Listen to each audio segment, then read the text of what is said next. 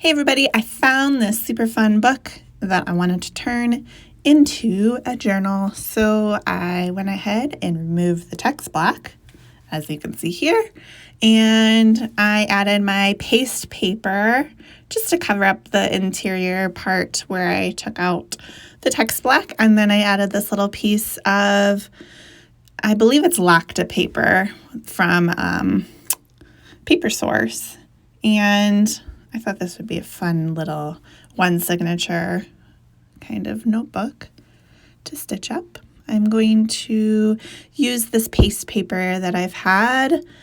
I've been waiting for something special to use it for, and this craft paper that I cut from a paper bag is going to be included. And then I have some 70-pound drawing paper. I think I have about 10 pages or 10 pieces, which is going to be 10 times 2 is 20, 40 pages counting front and back. And then that's marbled paper of mine.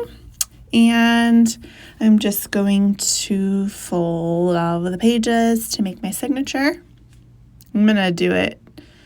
I'm going to do these drawing pages and then tuck them inside of there. And then I'm going to go ahead and measure and punch my holes. So here are the holes on the spine.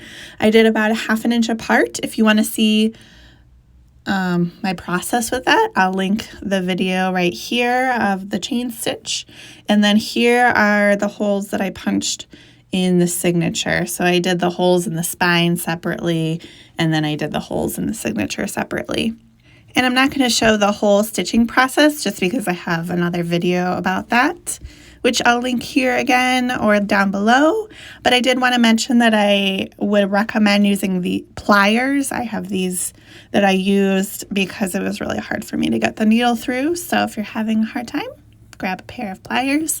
Here is the finished notebook, which I think ended up really cute. I love this little lamb on the cover, and I love that book cloth color. It was just such a fun cover to use. Here is the chain stitch. Here is the inside with my paste paper